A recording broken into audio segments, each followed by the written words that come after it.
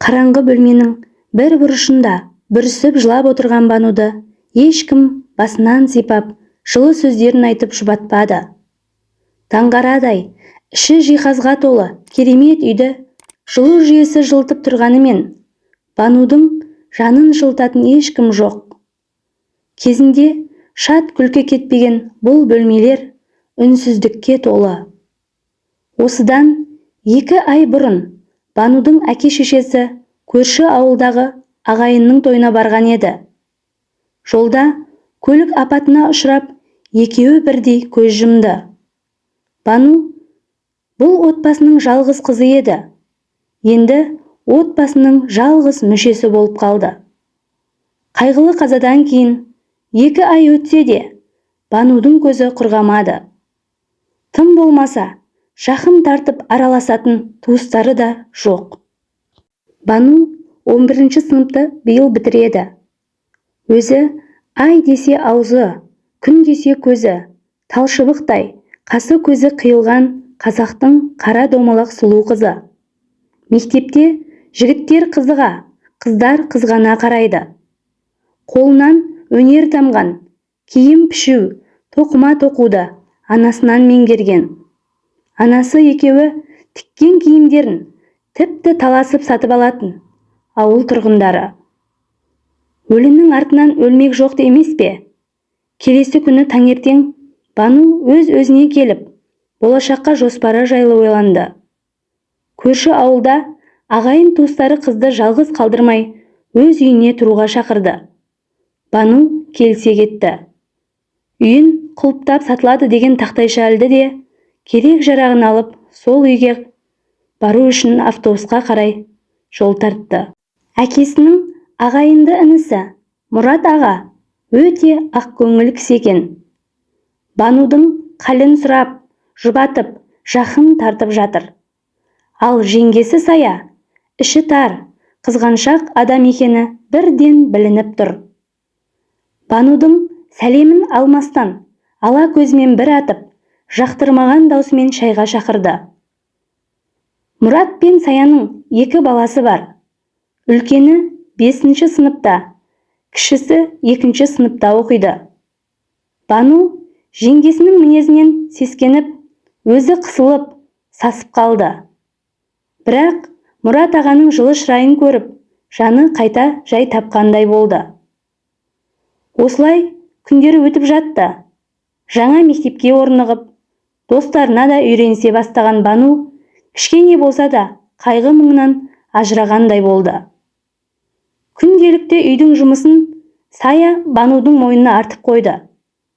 Сабақтан келе сала Бану осы үйдің отынан кіріп күлінен шығасын болды.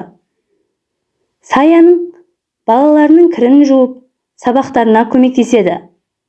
Осының кесірінен сабақ үлгерімі де нашарлап кеткен. Кешке дейін жұмыстан қолы босамайды. Кешкісін шам жақса ақша кетеді деп Сая айғайға салады.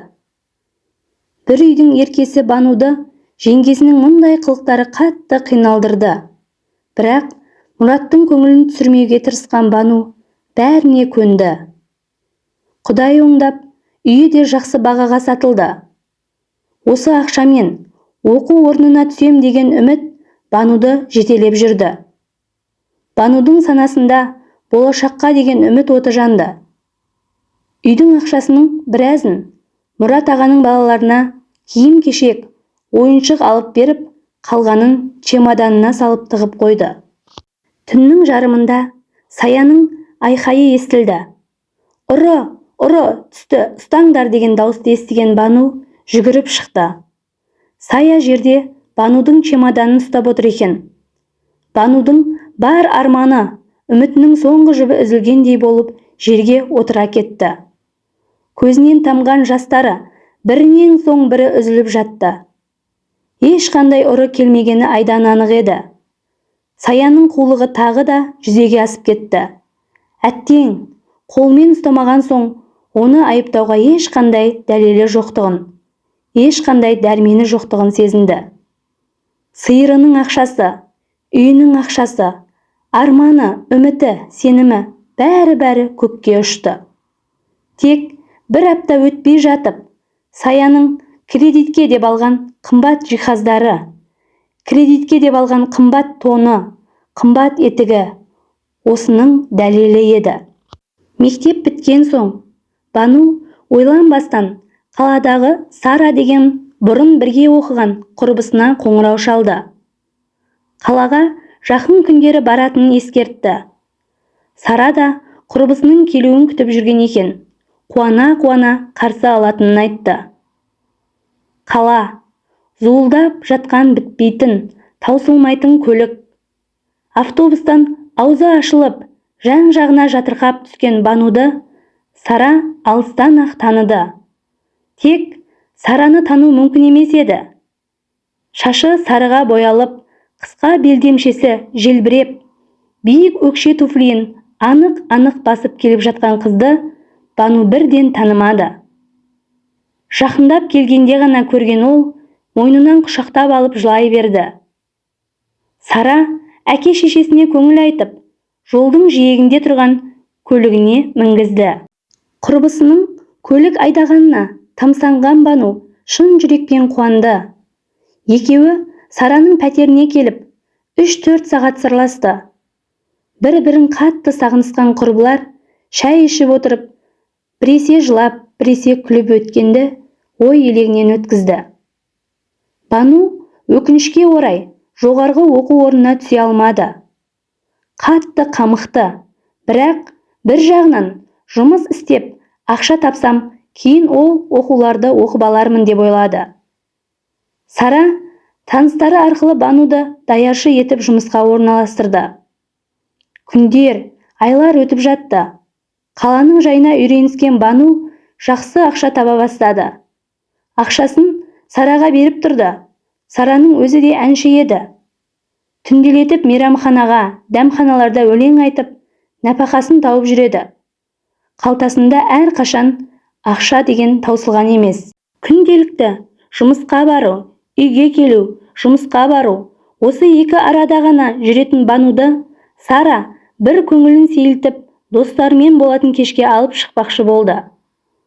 Сараның жүздеген көйлегінің ішінен ең әдемісін кигізіп, бояндырып еді. Бану керемет сұлу қыз болып жайнап шыға келді. Алғашында келіспей қойған оны құрбысы күштеп үйінен шығарды. Сараның достары өзі сияқты ашық, жарқын екен. Кезек-кезек ән салып, көңілді отырды. Бану да енді үйренісе бастаған сияқты. Әшейінде ауыз жаппас Нұрлан бұл жолы бәрін таң қалдырды.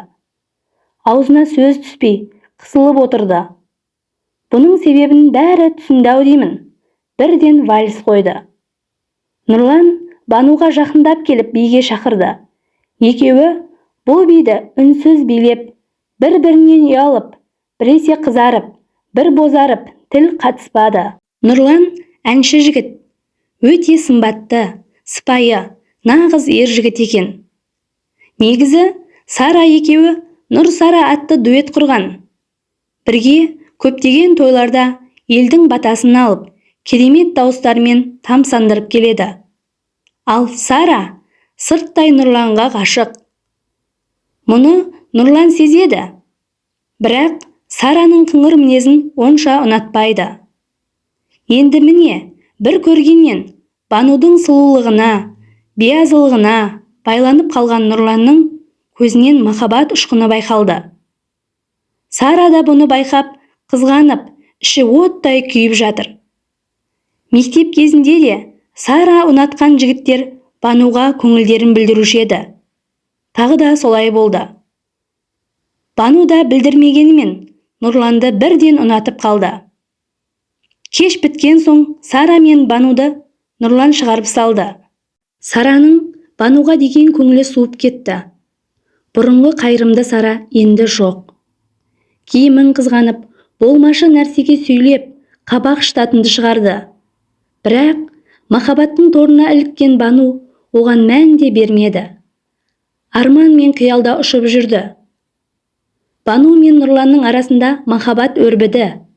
Күнделікті кездесіп, айлы түндерде қала көшелерін кезетін болды.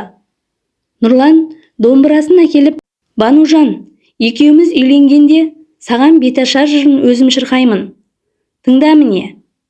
Былай тұра тұр, бетіңді мынамен жаба тұр, деп киімін жауып қойып, айт келін-ау, айт келін деп шырқай жөнелетін. Көшедегілер таңырқап та, тамсанып та қарап өтетін. Бану киімнің астында шек-сілесі қатып күліп отырады. Құшақ-құшақ күлге Бануды қарық ететін. Екеуі ғашықтар көлінде міне осылай жүзетін.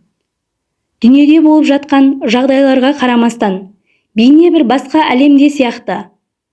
Сара болса, Бануды жек көрген соншалықты, тіптен одан құтылудың жолын қарастырып та қойған еді. 8 наурыз еді. Нұрлан Бануды кешкі 8-де орталық паркке шақырды. Өкінішке орай, қаланы білмейтін Бану Сарадан көмек сұрады. Осыны пайдаланған Сара ойланбастан басқа парктың мекен-жайын сызып берді. Әдемі киініп, дайындалып, Бану кездесуге шықты. Саябаққа келген Бану кіре беріс есікте ұзақ күтіп қалды. 1 сағат, 2-3 сағат өтті. Нұрлан келмеді. Қараңғы түсіп қалған еді бұл кезде.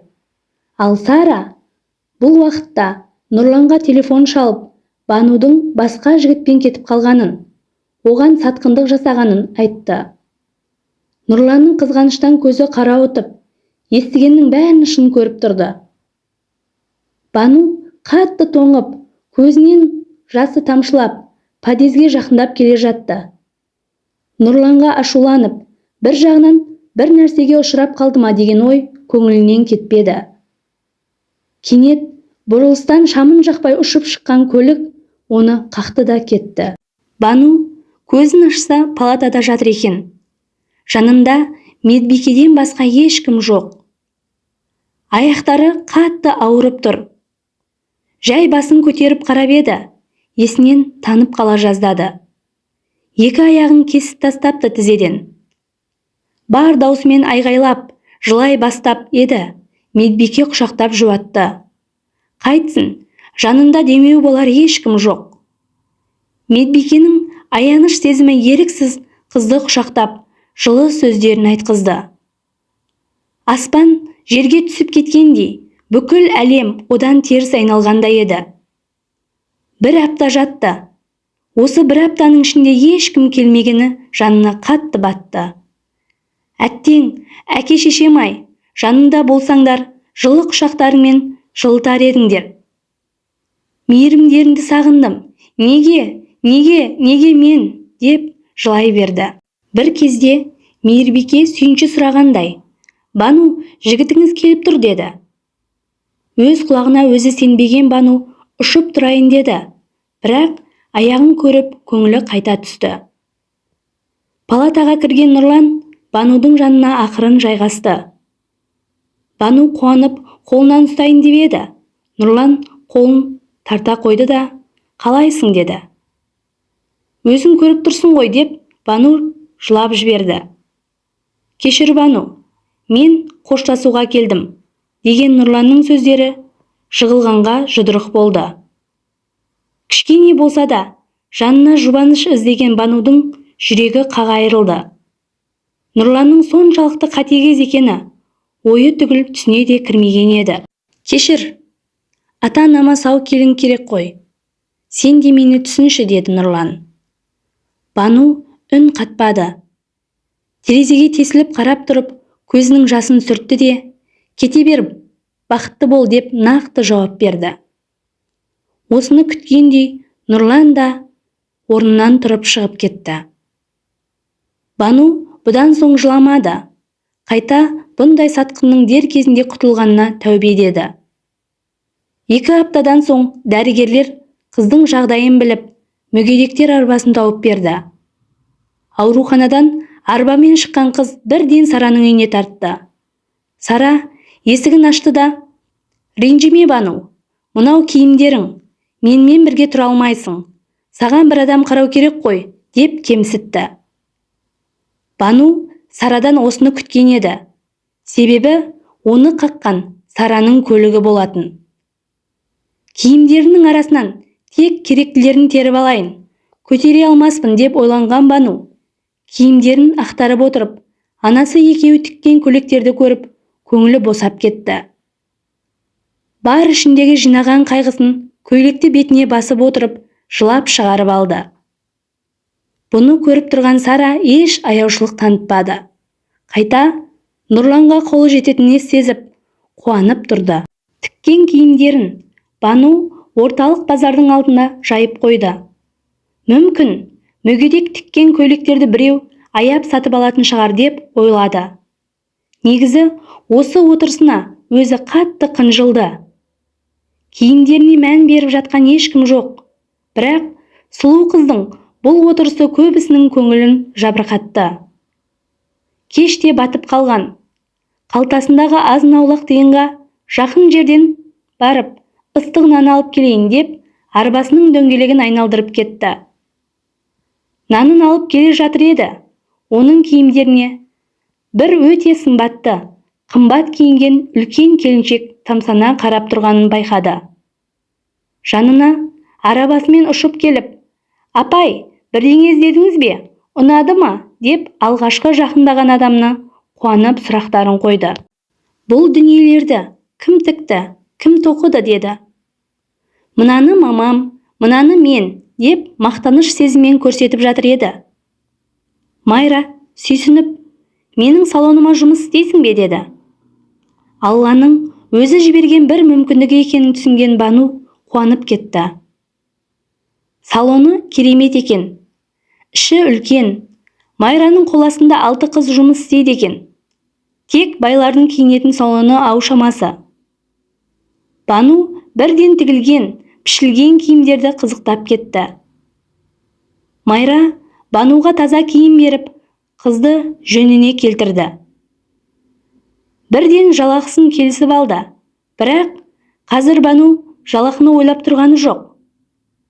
Қалай базарда түнеймін деген қорқыныштан құтылғанына қуанып отыр.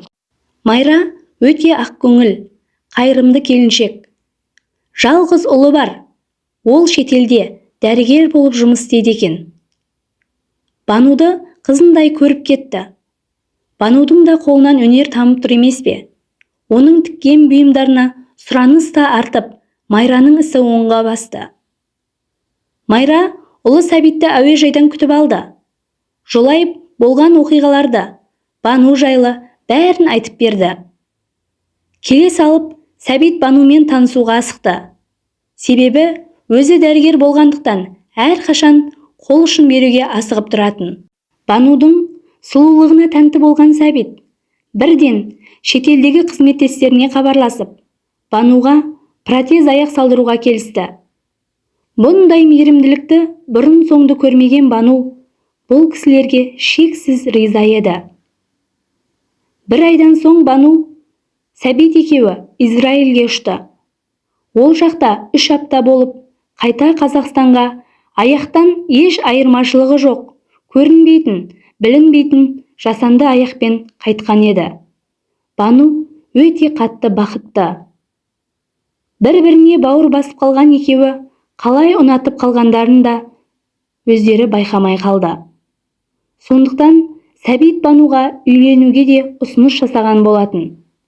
Бану ойланбастан келісті. Тойға да аз күн қалды.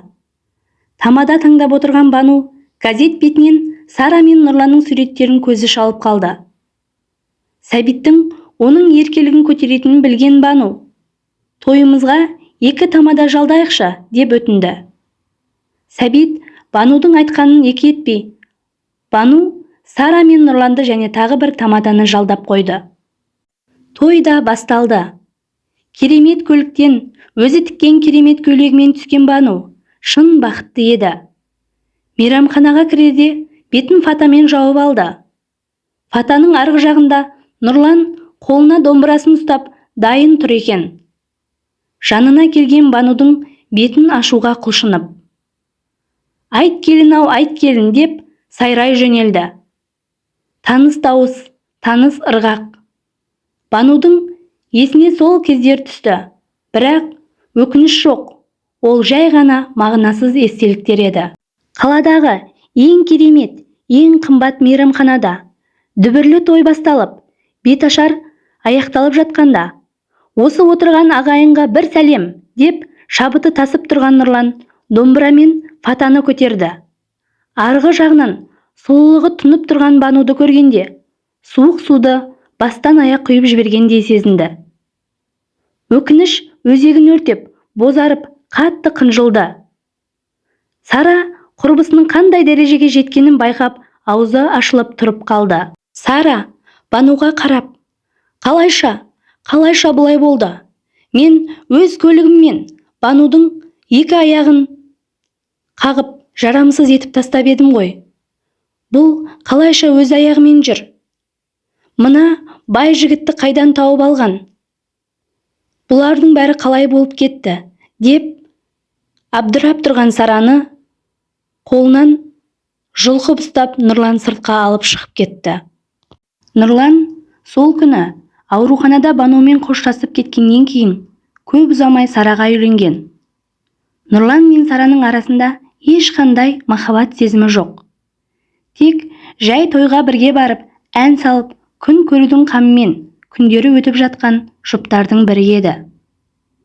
Нұрланның жүрегінде Бануға деген сезім енді ғана өшуге айналып жатқанды, ал бүгін алдыңғы Банудан да сұлу, көрікті, тартымды Бануды көріп, жүрегі жарылардай болды.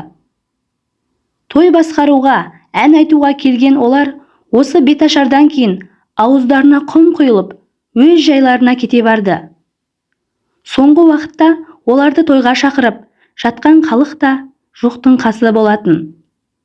Бірте-бірте өнерден алыстап, ақшаларын тамақтарына жеткізе алмай, үнемі ұрсысып та қалатын.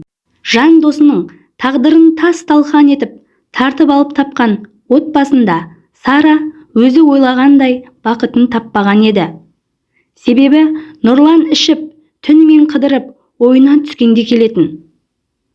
Бүгін міне жасалған күнәсі жазықсыз қалса да, жаратқан ем Банумен тіп-тіке кездестіріп, біреудің бақытын тартып алғаныңмен сен бақытты болмайсың дегенді ұқтырғандай ақ еді. Бұл уақытта қаланың ең қымбат мейрамханасында беташар тойы біткен соң ұлан асыр үлкен тойлары басталған Бану мен Сәбит өте бақытты еді. Бірін-бірі шынайы сүйетін бұл ғашықтар тек бір-бірі үшін жаралғандай ақ. Тек өмір оларды осындай қиындықтардан өту арқылы бір-біріне қосқанды. Басы қатты болса, соңы тәтті болады деген осындай оқиғалардан шыққан болар. Дүние алма-кезек, тек үмітіңді үзбесең болғаны. Осымен әңгіме аяқталды. Ұнаса лайк басып, комментарий жазып, каналыма тіркеле кетуді ұмытпаңыз. Сіздермен бөлісер қызықты ой салар, ғибратты әңгімелерім каналдан көптеп шығатын болады.